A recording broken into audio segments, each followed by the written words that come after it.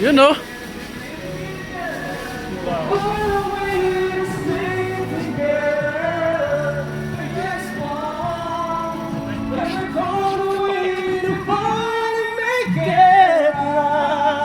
Panis.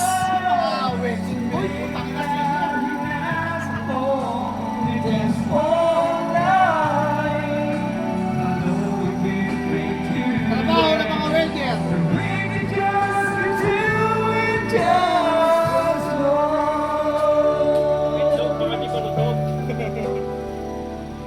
Ito hindi lugaw, baka naman mag-isunog naman yan.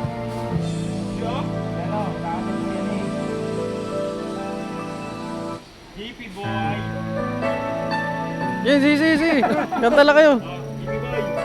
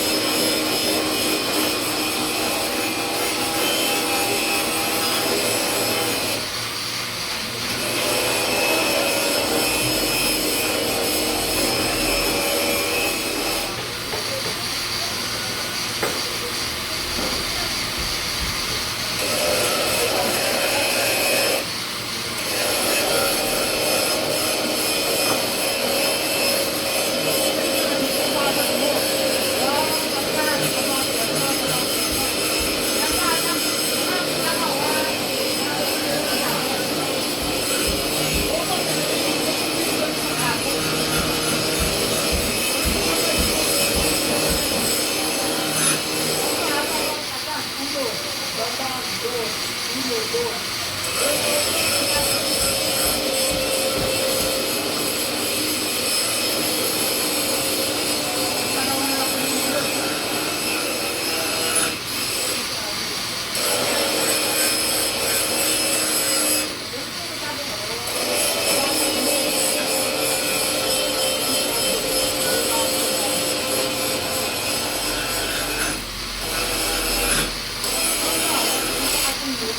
lugaw.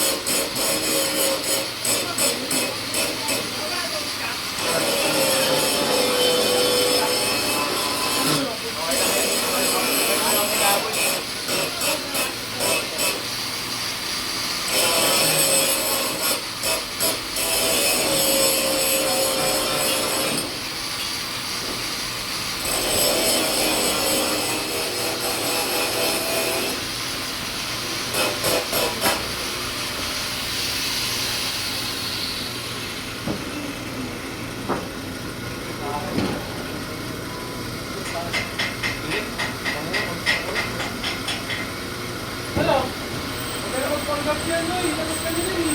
Ha? Eh, siya pa rin. Sabi, bantayan mo yung mga bata ko.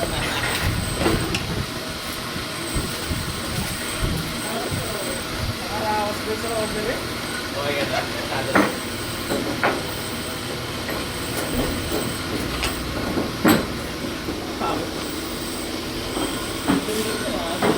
Parang matatanggal naman. Tayo na.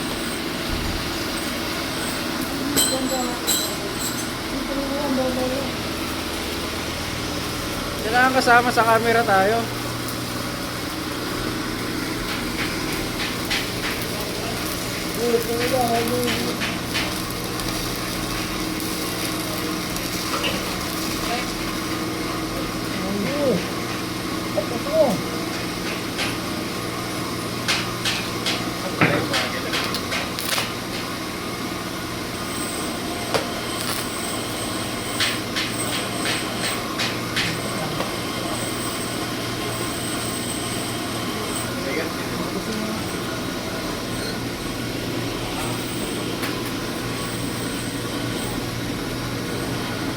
Yeah.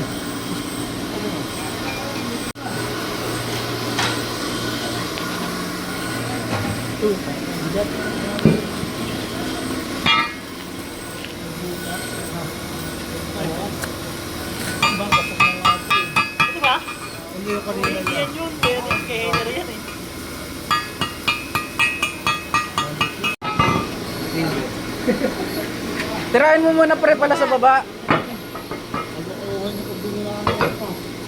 Patong mo doon. Sige. Talo na naman tayo sa mundong ito na walang kasiguraduhan. Talo na naman tayo. Hindi, tayong lahat, so blessing si Manpower. Tama ba hindi? Yes. Kung 44 years old na siya, sino ang kaedad niya ngayon? 44. Ayan. Ako, baby pa ako niyan eh. 44. And nais ko lang sabihin sa inyo na ang founder po ng Las Piñas Manpower Training ay si Dr. Benimon C. Aguilar. So ito yung founder and father of LPMTC. Okay? So marami na pong location. Oo. Marami na pong location. Hello. Maganda rin ito, Besh. Marami ng location. 44 years na.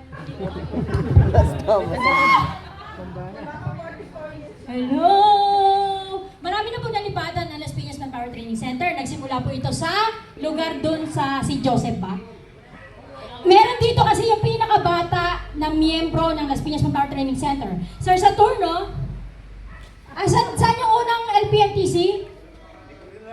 Alam mo, saan po? Sorry kasi ako naabutan ko ang Las Piñas Manpower Training Center. Sa may palengke dati. Sa palengke, kasunod, Tapos, sa Las Piñas High School. Las Piñas High School, pangalawa. Pangatlo sa district. And meron pa, Sa St. Joseph? Hindi pa. Along Sultana. Along Sultana, ang dami na. Pang-apat na yung Las Piñas Manpower, yun dun sa district. Pulang Lupa. Doon ako nakaabot, medyo fresh pa. So doon, tapos bago lumipat dito.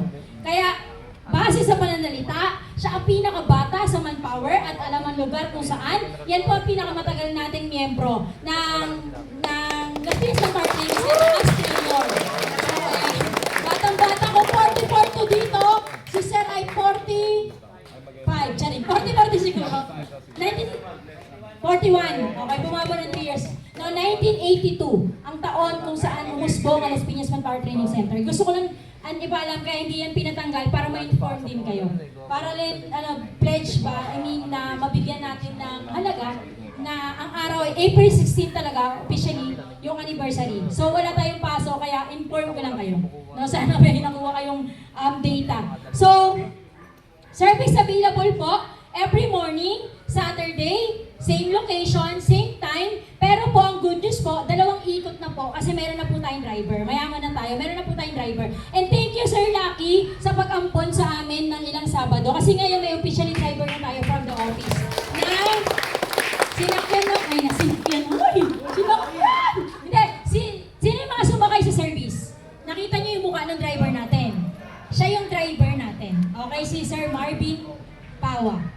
Okay? Every Saturday. 2 ikot na yon, pero pag uwi, nangyayawali. Okay? Alam niyo na yung dahilan? Gasolina. budget. Okay? Late IDs to marami po. Anak ng awa, ina ng awa. Last week, announcement, 0. Ngayon, dumadami po. Gets nyo? Ayoko na magbato ng courses. Dumadami po. Meron na lang po tayong 9 Saturdays. Sana sa mga 9 Saturdays na lang na yan. Late na lang. Sana naman, maiwasan na natin yung pagka-late. Parang awa nyo na. Bakit ako nagmamakaaway? Kayo may kailangan, di ba po? Sa style. Wala, nagsungit na naman si Auntie. No, so, May 2, picture taking start. So, possible, isang Saturday na lang ang natitira para to practice your vocal cords. May 2, picture. Schedule, ang unang-una ang SMAW. Next, ang housekeeping. Massage therapist. Anong date? May 2. Kailan mag-practice ng kanta? May 1. Ngayon na, sus, istoryahe, uuwi na kayo. Sa pagpasok ninyo, yan ang isang trip ninyo. Again, no mercy, pag hindi alam ang kanta, balik na lang kayo in May next year. Wala kayong picture. Okay, May 9, picture. Kaya may schedule tayo eh. Kasi i-edit pa to, tatanggalin pa yung mga ano-ano ninyo. Kaya parang awa nyo, bigyan nyo kami ng time. May 9, picture, automotive, EIM, and BPP. Malinaw po ba yun? Huwag kayong pupunta dun sa amin, guys. May hanger ako pag kumanta kayo dun. Maniwala kayo. Sa mga naka-experience na may hanger, hindi nyo alam yung kanta, huwag na kayo mag-proceed. Okay ng kandila kayo dun sa graduation. Tapos, ang pinakamalupit pa nun, wala na kayong picture sa graduation, wala pa kayong libreng picture kasi wala kayong mukha. Gets nyo? Kaya kahit sa bahay, pwede nyo naman i-practice yun eh. Kanta kayo habang naglalaba. Anong kanta yung dapat tatlo? Las Piñas Hymn. Ano pa? Las Piñas March. Las Piñas sa ating tahanan. Gets po? Saan mapipitsuran? Dito, kasi may ilaw sa clinic. Para hindi naman po puncho-puncho yung picture. Dito po. May camera. At saka huwag kayong mauunang maglabas ng picture. Kunyari pa kayong graduate. Kailangan hintayin nyo muna officially ang manpower. Malinaw po. Ayun lang. May tanong po ba kayo? Kung wala na, papalayasin na kayo? Yes. Any announcement? Additional. Okay, so additional lang po sa since matatapos na po yung training natin. Okay? So yung anniversary po, medyo hindi talaga bongga ginawa nun. So pinaka-celebration po na gagawin, kasi nilipat po yan, April 30. Okay? So i-invite ko na po kayo kung gusto niyo lang pumunta. So magkakaroon po ng awarding ng mga tools sa mga napili po. Okay? So para magkaroon kayo ng idea, ano po ba yung binibigay doon? Okay? Doon sa mga tools and equipment na yun, based doon sa mga course nyo. Okay, alam ko meron na dito mga beneficiary na. Sino po yung mga dati ng beneficiary? Ay, nagtatago si ate. Okay? So, para saan po ba yan? Ito po yung beneficiary po. Alam ko, inorient na yan. The first day pa lang ninyo. Okay? So, dadaan kayo sa interview. Papipilapin po namin kayo ng form sa mga nagnanais na maging beneficiary ng school. Okay? Lahat po kayo qualified. And wala po pinipili na sabihin natin, mag-third floor po kayo, bato yung bahay nyo, mahirap man or negosyante ka, lahat po pasok po tayo. Pero, dadaan pa rin po tayo sa interview. Kaya sana, panaglagay po tayo doon yung magandang reason, bakit gusto nyo maging beneficiary, and yung contact number nyo. Kasi baka mamaya pag tinawagan namin kayo, or tinext, sana po active po. Okay, so lahat po, candidate, may magpapadala na ako ng form sa bawat room. Yun lamang po. Again po, ang EIM po ang pinagandaan ng 2 buwan at 3 buwan. Ang performance po rin na for this coming Saturday. And for that, ingat ano? Yung sa akin, nakablock. Bakit? Tinatawagan ako, nakablock. Na holidays? Papayag ba tayo?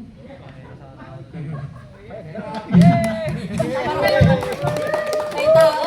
Ano? Okay, sige. Ibig sabihin po, ano gagawin natin sa May, April? So, sino magpe-perform ng part 1 ng April? Kayo din. kayo din. Tapos performance nyo May 2, kayo din. Tapos yung swerte yung matataputan ng May 2. Kasi yung vlog doon din. Ano ba talaga plano mo sa buhay, IM? Hindi. Alas 8 lang ako, patapuntahan na. Sila ng asawa niya. Sabi ko kami mamaya pa na mag-isip na ng jowa. Ibang sulok ng mundo kasi sila eh. Todo ano eh, todo ano eh. Babae niya, no? Palusot. Babae niya, Oh. marami, no? Ay! Tamang inaala talaga eh, no? Sabi, stock yun yung babae, ah. Hindi, lalaki yun. Paring Indian din eh. Si brother Indian din eh. Sa'yo din, di ba? Magalit. Ate, paano? Ito nasa labas, binata. Ano, isang pagalitan na lang, no? Oo, saan lang, di ba? Ano lang. Pasten.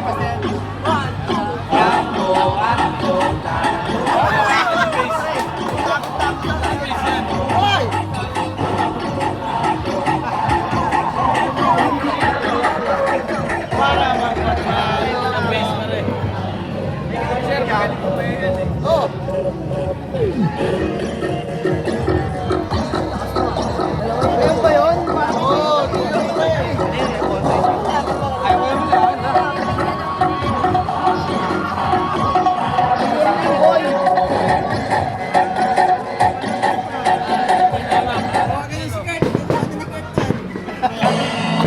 Wala na kasi card dito, hinahanap pa rin. Pre, paano ba nga dito yun?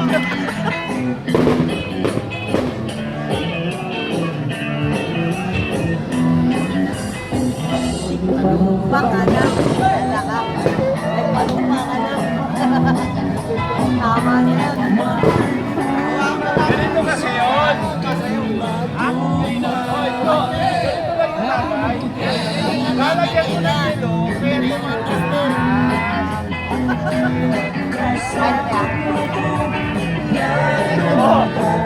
ano pa rin sa pangatlo? Ito kay Mana.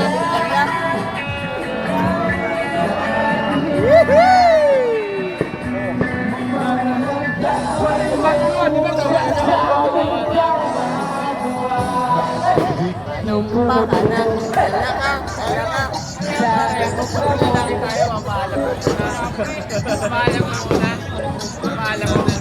Ayun o. Ay, inamoy pa ako eh. Talo pa kami, putang na. Nag-away pa kami kamo. Kaya nga, pinakita ko muna yung tagay bago ko lagyan ng yelo para makita rin nyo. Background mo mga Sabi ko, sino naman nasa yung tagay?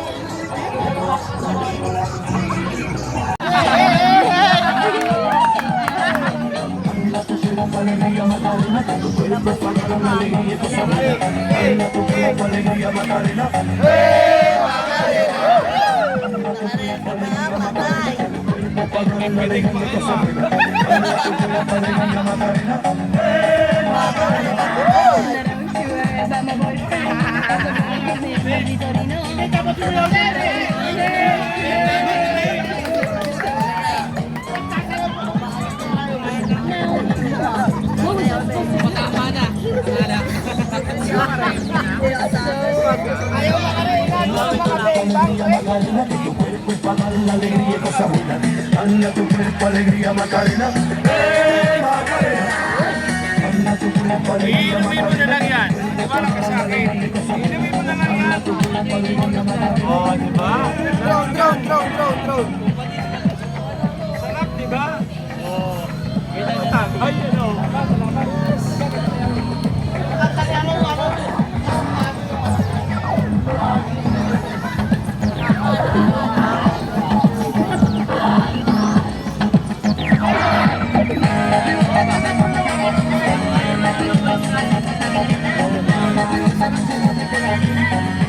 Bro, iinumin mo na lang yan. Maniwala ka, tubig lang yan. Promise. Wansing ko na yan. Madami na nagsabi. Tubig lang yan. Yun o.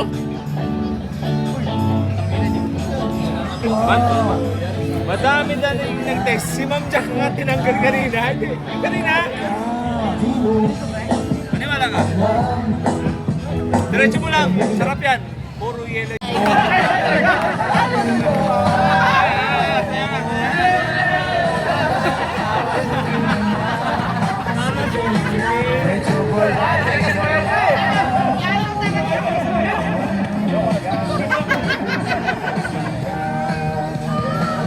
Alam mo ba walang kasing saya Nagising na eh.